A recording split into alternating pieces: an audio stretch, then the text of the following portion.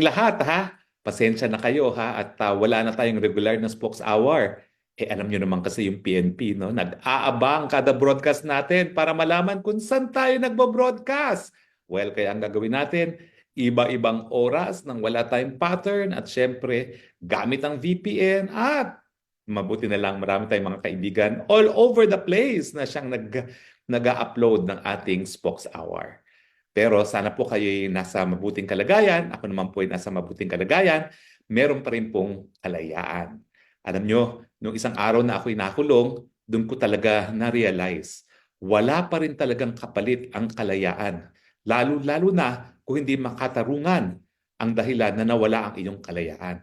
So, paumanhin po, hindi po ako pugante. Ako po'y naninindigan sa aking karapatan. Naghahain na po tayo ng petisyon sa Korte Suprema. Hahayaan ko na po na ang proseso ay umusad, hindi na po tayo magdidiscuss ng merito ng petition na yan at nasa mga 15 mahistrado na yan. Pero naniniwala naman po ako na nung nagkaroon ng remedyo na tinatawag na writ of amparo, ang amparo ibig sabihin ay to protect, may kadahilanan po yan para nga po protektahan ang karapatan ng seguridad, ng kalayaan at karapatang mabuhay.